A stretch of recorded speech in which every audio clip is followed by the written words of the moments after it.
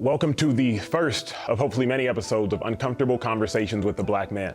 In the midst of all this chaos in our world, so many of y'all have reached out to me, and by y'all, I mean white people, have reached out to me asking, how can I help? How can I join in? How can I stand with you? So I've created this for you. Because in order to stand with us and people that look like me, you have to be educated on issues that pertain to me and fully educated so that you can feel the full level of pain, so that you can have full understanding. I fervently believe that if the white person is your problem, only the white person can be your solution.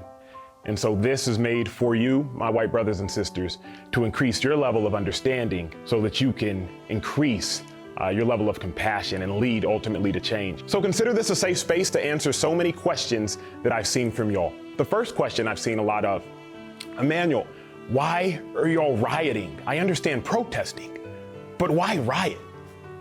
And to that I submit this. MLK said that rioting is the language of the unheard. For years, Black people have tried peacefully protesting, going back to 1965 and before with the Selma March, and that didn't work. And then in 2016, Colin Kaepernick, he took a knee, and that agenda got moved to a flag, which was never the goal. He just wanted to raise awareness on social injustice. So that didn't work. And so now we've seen riots because Black people and hurt people are trying to get the attention of the oppressor. They're trying to raise awareness of the oppression. I was biking around Lake Austin the other day, and there was a white girl about 15 meters ahead of me. And as I'm on my bike, I say to her, on your left, because I want to notify her I'm coming so that she can change her course of action. I get 10 meters away and I increase my voice, on your left, because she had yet to move. I get 5 meters away and she's still there, and I say, on your left, because I realize if she doesn't change her course of action, there will be a collision. And as I approach her, I yell, on your left, and we collide. My goal was never to hit her, but because she had her headphones in, she didn't hear me, and so she didn't change her course of action. I believe that that's the same thing Black people are doing now.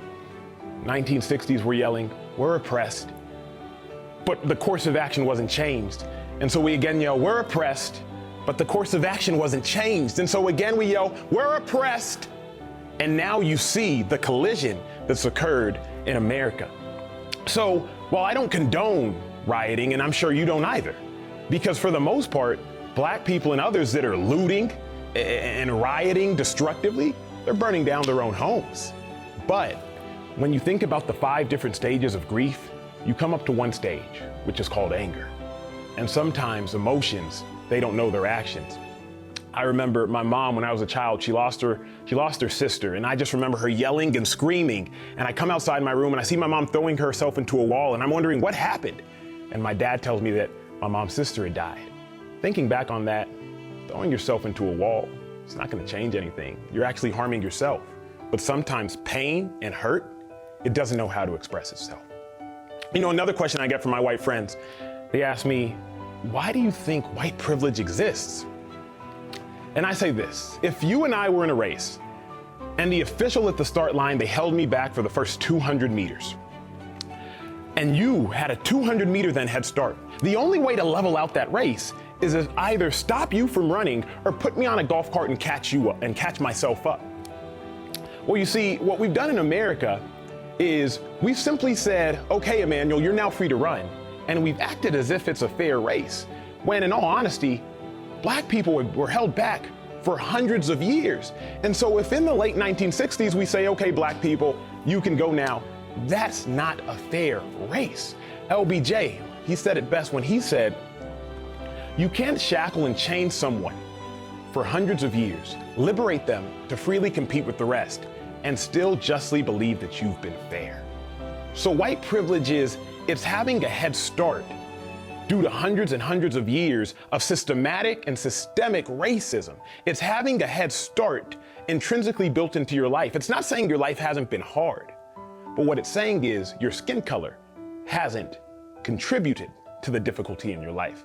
I live in an affluent neighborhood in Austin, Texas, and if I ever go to my mailbox and I see a white woman walking up to the mailbox, I consciously sit in my car because I don't want her to feel like I'm a threat.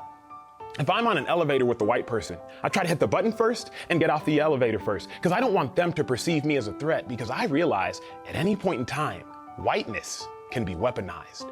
We saw that this past week. Amy Cooper, Central Park, the woman who called the cops on a black man who wanted her to leash her dog because it was illegal to walk your dog without a leash.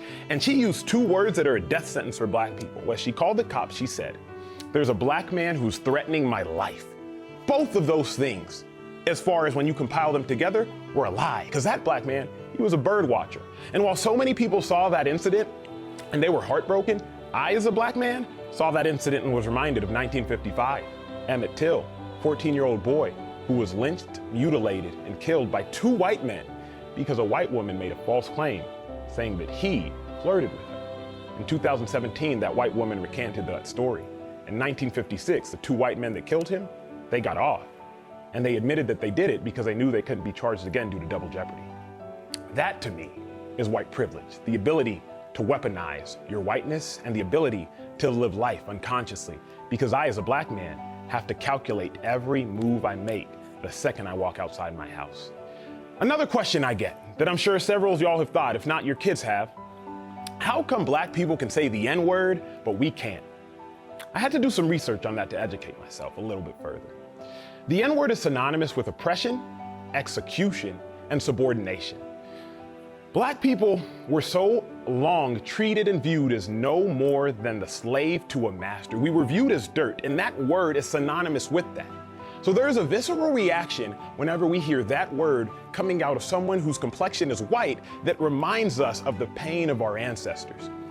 Black people took something that was meant and originally used as evil, and we turned it into a term of endearment. So white people, I submit that you can't, shouldn't, and nor should you ever have a desire to say that word, whether quoting a rap song, a movie, or anything. Because remember, that word is truly synonymous with hatred.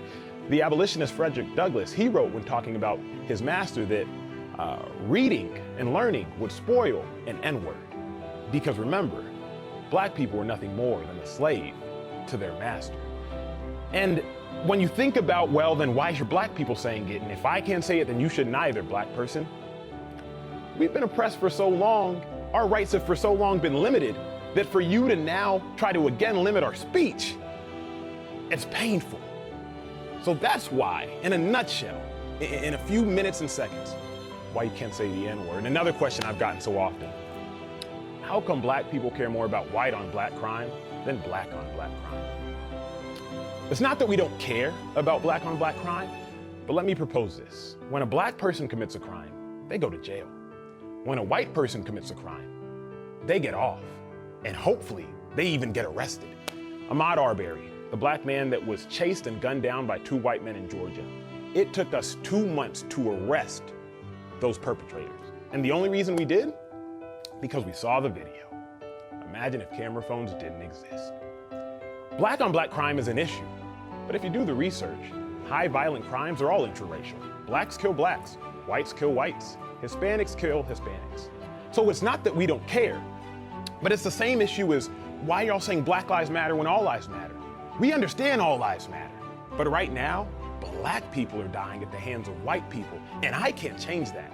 Only you, my white friends, y'all can change that. So if you want to know how can you help, how can you stand with us, how can you stand with me, you must first educate yourself so you know exactly what you're standing for and why you're standing. Because the only way we can solve this issue is through exposure, through education, through compassion, and through empathy. Thank y'all for tuning in to the first of hopefully many episodes of Uncomfortable Conversations with the Black Man. Consider this a safe space to educate yourself and help me help you by leaving your questions and sharing this video. Because while you might think you're not ignorant, someone you know and someone you love, they may be.